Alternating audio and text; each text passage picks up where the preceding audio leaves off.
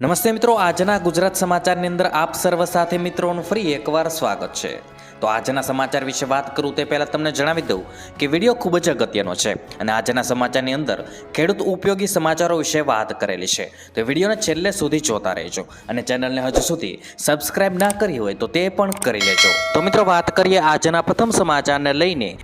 તો આધાર કાર્ડને લઈને ઈપીએફઓનો મોટો નિર્ણય। ઈપીએફઓએ આધાર કાર્ડને માન્ય દસ્તાવેજમાંથી બહાર કર્યું છે। આધાર કાર્ડમાં દર્શાવેલ જન્મ તારીખને માન્ય નહીં ગણે। ઈપીએફઓમાં જન્મ તારીખને અપડેટ કરવા સુધારવા માટે આધાર કાર્ડનો ઉપયોગ નહીં ચાલે।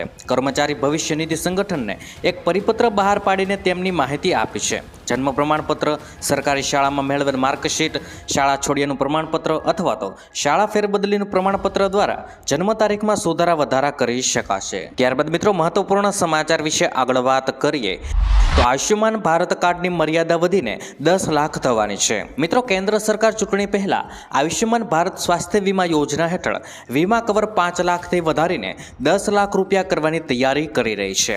આયુષ્યમાન ભારત હેલ્થ સ્કીમ હેઠળ વીમા કવચને 10 લાખ કરવાની દરખાસ્તને કેન્દ્ર સરકાર આખરી ઓપ આપશે, જેથી કેન્સર અને ટ્રાન્સપ્લાન્ટ જેવી ગંભીર બીમારીઓની આવરી લેવાયા છે।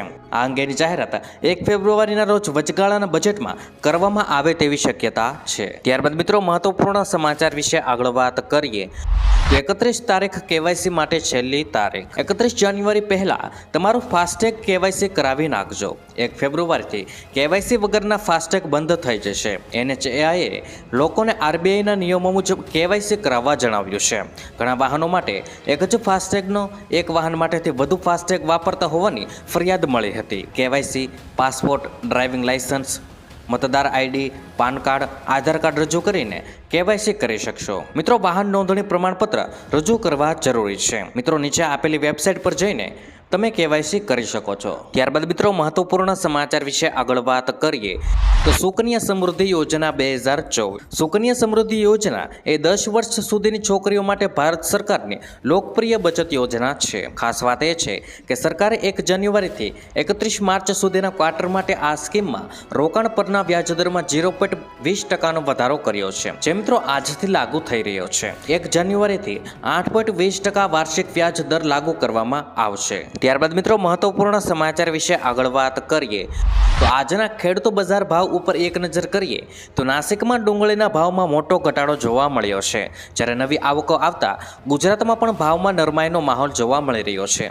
મિત્રો ગઈકાલે મહુવા તાલુકામાં ઊંચો ભાવ 366 રૂપિયા બોલાયો હતો, જ્યારે મિત્રો કપાસના ભાવની વાત કરીએ તો કપાસનો ભાવ 15+400ની સપાટીએ પહોંચી ગયો છે અને મિત્રો ઊંચો ભાવ 1530 રૂપિયા બોલાઈ રહ્યો છે। મિત્રો ડીસા પંથકમાં નવા બટાકાની સિઝનનો પ્રારંભ થઈ ચૂક્યો છે અને માર્કેટ યાર્ડમાં પૂરતા ભાવ ન મળતા ખેડૂતોમાં નારાજગી જોવા મળી રહી છે। મિત્રો 20 કિલોના અંદાજિત ભાવ 150 રૂપિયા બોલાઈ રહ્યો છે। ત્યારબાદ મિત્રો મહત્વપૂર્ણ સમાચાર વિશે આગળ વાત કરીએ તો ખેડૂતોને પરેશભાઈ ગોસ્વામીએ મોટી ચેતવણી આપી છે। તેમણે કહ્યું છે કે 16, 17, 18 અને 19 તારીખ દરમિયાન રાજ્યમાં મોટું માવઠું થવાની શક્યતાઓ નથી, પરંતુ હવામાનમાં 16માંથી પલટો આવશે, એટલે કે મિત્રો 16 તારીખથી પલટો આવવાનો છે। આ પલટો શિયાળુ પાક પર માઠી અસર પાડે તેવો પણ હોઈ શકે છે।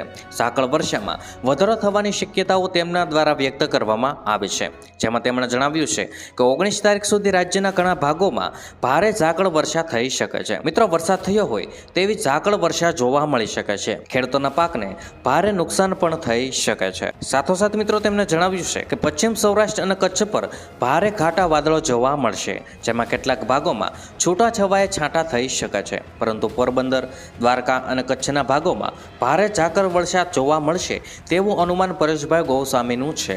અમદાવાદથી રાજકોટ સુધીનો વિસ્તાર છે ત્યાં પણ વહેલી સવારે ઝાકળ વર્ષા જોવા મળી શકે છે। ઝાકળથી ખેતીને નુકસાન થતું બચાવવા માટે મેન્કોઝેબ M45 અને સલ્ફર પાવડર આવે છે તેનો છંટકાવ કરી શકો છો।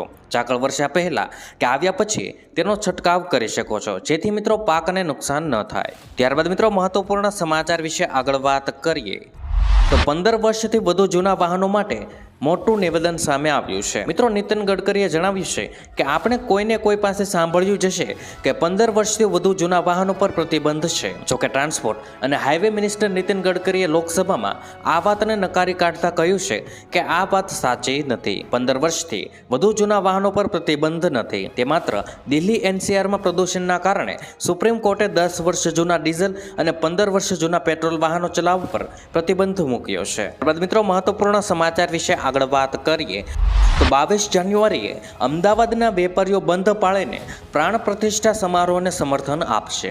અમદાવાદ વેપારી મહાજને આ દિવસે પોતાની દુકાનો, કોમ્પ્લેક્સ, ઓફિસમાં શણગાર પર કરવાના છે। વેપારીઓ પોતાના નિવાસસ્થાનો પર દીપ પ્રગટ કરાશે અને મિત્રો આ દિવસે ખાસ શાળાઓ, ધંધાઓ બંધ રાખવાની અગાઉ ઘણી જગ્યાએ જાહેરાત થઈ ચૂકી છે। દેશવ્યાપી મોટા ભાગની જગ્યાઓ પર રજા રહેવાની સંભાવના વ્યક્ત કરવામાં આવે છે। ત્યારબાદ મિત્રો મહત્વપૂર્ણ સમાચાર વિશે આગળ વાત કરીએ તો સોના ચાંદીના ભાવમાં થયો ઘટાડો। મિત્રો, તમે પણ સોનું ખરીદવા માંગો છો તો આ સમાચાર તમારા માટે ઘણા મહત્વના છે, કારણ કે આ ટ્રેડિંગ અઠવાડિયાના શરૂઆત સોનાની કિંમતમાં નરમાઈ સાથે થઈ છે। મિત્રો, ગતરોજ સવારે 10:55 વાગ્યે MCX પર ફેબ્રુઆરીના વાયદાનું સોનું 0.02% ઘટાડા સાથે 61,495 રૂપિયા પ્રતિ 10 ગ્રામ લેખે ટ્રેડ કરી રહ્યું છે। બીજી તરફ મિત્રો માર્ચના વાયદાનું ચાંદી 0.16% ઘટાડા સાથે 71,342 રૂપિયા પ્રતિ કિલોગ્રામ લેખે ટ્રેડ થઈ રહ્યું છે।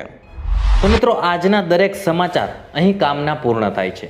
આપને કહેવા લાગ્યા એ કોમેન્ટ બોક્સમાં જણાવી દેજો અને વિડીયો કામનો લાગ્યો હોય, સમાચાર ઉપયોગી લાગ્યા હોય તો મિત્રો આ વિડીયોને એક લાઈક કરી દેજો, જેથી કરીને અમને પ્રોત્સાહન મળતું રહે અને દરરોજના ખેડૂતને લગતા, હવામાનને લગતા અને ગુજરાતમાં પળે પળના સમાચાર મેળવવા માટે ગુજરાતની આ ચેનલ તાતની વાતને સબસ્ક્રાઇબ કરી લેજો, જેથી કરીને ગુજરાતની દરેક અપડેટ્સ તમને મળતી રહે। તો મિત્રો હું મળીશ તમને આવતીકાલે નવા સમાચારો સાથે અને નવી માહિતી સાથે। ત્યાં સુધી મિત્રો મને રજા આપશો। ધન્યવાદ।